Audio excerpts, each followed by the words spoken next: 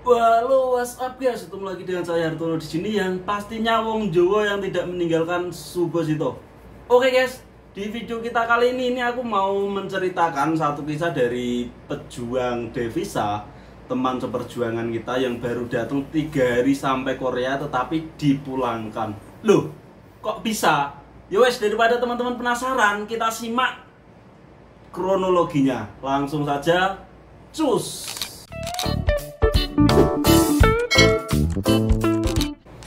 Assalamualaikum warahmatullahi wabarakatuh. Buat yang baru gabung, salam kenal. Buat yang udah stay di channel ini, terima kasih banyak udah stay di sini. Oke guys, ini nggak panjang lebar, langsung saja tak ceritain. Jadi ini ada satu kisah dari teman seperjuangan kita, sebut saja namanya ini Bejo ya. Si Bejo ini berasal dari salah satu kota di Jawa Tengah, tepatnya kota Purwodadi. Sebenarnya emang nggak tak sebut, tapi tetap tak sebut Purwodadi. Si Bejo ini mengikuti proses seperti biasa, proses ke Korea yang umumnya terjadi. Mas Bejo belajar, terus lulus tahap 1, lulus tes skill, terus menunggu lama pas corona itu, dan alhamdulillah sekitar pas puasa kemarin ini Mas Bejo dapat SLC, terus terbang ke Korea. Ini masuk ke dalam gelombang terbang ke Korea setelah lama vakum. Ini langsung dapat jatah terbang. Seneng banget dong Mas Bejo pastinya, karena yang dinanti-nanti akhirnya kesampean juga nyampe Korea.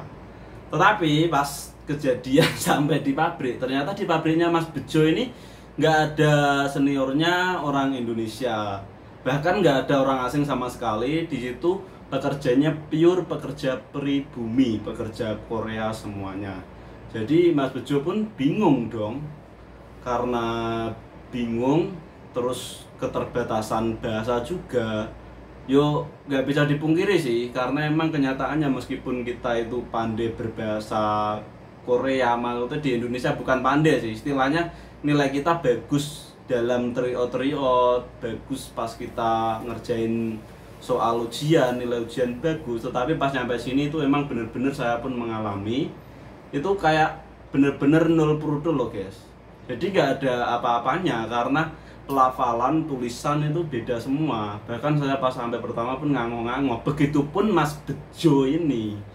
Dan akhirnya karena keterbatasan itu, masih baru sama sekali nggak ada yang mengajari untuk bekerja Mas Bejo ini. Ini sering banget miscommunication. Sampai dari pertama Mas Bejo pun, orang sini pun juga bingung, mau biasanya nggak mudeng, baru pertama kali mau suruh ngajarin siapa, nggak ada seniornya. Terus hari kedua juga masih terjadi miskomunikasi, sampai entah Mas Bejo ini apa ya, dapat cerita sama temennya, terus disaranin untuk pindah. Di hari ketiga ini Mas Bejo akhirnya memberanikan diri untuk minta izin pindah karena tahu Mas Bejo ini bisa pindah. Dan akhirnya setelah minta pindah, sajangnya pun nggak pikir panjang dong, bukan ngasih pindah, tetapi sajangnya ini malah membelikan tiket Mas Bejo loh. Mas Bejo ini dibelikan tiket, diurus untuk kepulangannya, pulang sukarela atau apa ya, culguk apa loh, pokoknya itulah. Dan pada akhirnya Mas Bejo ini diajak naik mobil, dikira kan mau dibikinin KTP gitu ya, terus disuruh pindah. Tapi ternyata tidak, Mas Bejo ini diantar ke Bandara Internasional Incheon. Aduh. aduh. Mas Bejo dikira Mas Bejo mau bikin KTP, dianterin, disuruh pindah, diantar ke imigrasi sama nodongbu. Ternyata ini Mas Bejo mau dipulangin guys. Tapi apakah Mas Bejo bisa pulang yo? Langsung pulang. Sebenarnya Mas Bejo ini termasuk tak bilang salah satu orang yang beruntung, karena ada teman sepenerbangannya juga. Ini ada kenal teman kita orang Indonesia yang sering nolong-nolong. Bahkan teman kita ini kemarin sempat ada kunjungan dari anggota DPR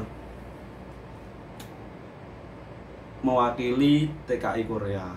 Terus akhirnya temen ini menelpon, nelpon temennya, dikasih kontak sama masnya ini, dan sama masnya ini dijemput. Masnya ini padahal posisi harusnya ini bekerja, tapi mas ini pulang izin untuk menjemput Mas Bejo ini. Mas Bejo akhirnya dijemput di bandara dan nggak jadi pulang guys, karena belum check in juga, nggak jadi pulang. Akhirnya Mas Bejo ini dicarikan kerjaan sama masnya ini, diurus di Nodongbu di daerah Gyeonggi-do.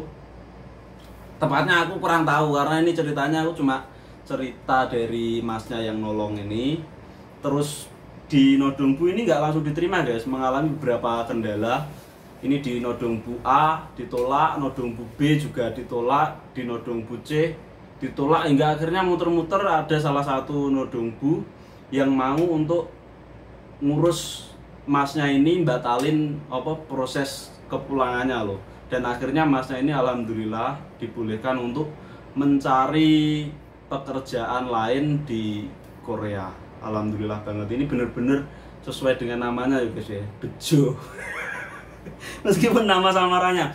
Jadi begini, mungkin untuk teman-teman yang mungkin nanti sampai sini nggak ada seniornya ataupun mungkin nggak ada orang asingnya, adanya orang Korea semua, terus akhirnya dipulangin, mungkin teman-teman nanti jangan langsung pulang gitu aja, karena sebenarnya piye yo, sajang itu berhak mulangin, tetapi kalau kita nggak mau pulang itu kita juga masih bisa kerja. Nyatanya untuk Mas Bejo ini sendiri, ini Mas Bejo masih bisa nyari kerja lagi. Mungkin teman-teman nanti kalau ada mengalami kasus seperti yang tak ceritakan ini, tak harap sih enggak.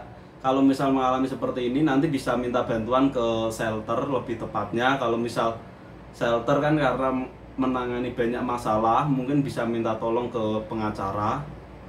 Yo bisa DM aku, nanti tak kasih nomornya pengacara, insya Allah bakalan ditolong. Jangan langsung pulang saja, karena sayang sekali yo prosesmu. Maksudnya aku juga nggak menyalahkan Mas Bejo ini, karena Mas Bejo ini ditakdirkan untuk mendapatkan pabrik yang nggak ada orang Indonesia. Emang jalan hidupnya Mas Bejo seperti itu, dan Mas Bejo juga masih punya rezeki di sini. Aku juga sharing ini tujuanku biar yo kalau misal ada yang mengalami seperti itu biar jangan langsung pulang, karena masih bisa ada kesempatan untuk bekerja di Korea, nyari kerja lagi. Dan akhirnya Mas Bejo ini dapat kerjaan, terus dapat kerjaannya kan tadinya di Gyeonggi-do. Ini beliau ini dapat kerjaan di daerah Daegu karena tetangganya kebetulan ada yang di Daegu sini, tepatnya di daerah Jiliang. Ya wes guys, mungkin sedikit pesan yang saya sampaikan itu untuk teman-teman yang baru proses belajar, yo lebih diasah bahasanya. Jadi nanti kalau misalnya sampai sini itu mampu untuk beradaptasi, pastinya syukur-syukur. Jadi kalau misal udah diambil nggak ngecewain sajangnya. Tetapi kalau misal emang terpaksa udah nggak bisa, nggak memungkinkan kerja di situ, minta pindah juga bukan suatu kesalahan yang fatal, karena emang kondisi begitu tak maklumi. Bahkan temanku ada juga yang dapat di daerah Gyeonggi-do juga, ini di daerah Gasan. Itu masnya ini nggak ada seniornya orang Indonesia, pekerjanya pekerja Nepal. Terus yo dari awal udah minta pindah, tapi tak saranin pindah sekitar 3 bulanan aja, tak suruh betah-betahin. Dan alhamdulillah ini masnya udah berjalan 1,5 bulan. Nanti insya Allah kalau misal ada waktu saya mau ke sana guys, tak aja cerita-cerita, nanti tak upload di YouTube. Ya wes, mungkin cukup sekian video kali ini, kurang lebihnya mohon untuk dimaafkan. Jika teman-teman suka dengan video ini silahkan like dan juga komentar. Jangan lupa dukung juga channel ini dengan cara subscribe dan share sebanyak-banyaknya ke media sosialmu biar semuanya juga tahu. Sampai jumpa di video-video berikutnya. Jika ada pertanyaan boleh DM di Instagram, di TikTok, di Facebook Messenger ataupun di komentar sini ya. Yowes, sampai jumpa lagi. Wassalamualaikum warahmatullahi wabarakatuh. Terima kasih banyak udah nyimak sampai selesai. Bye bye.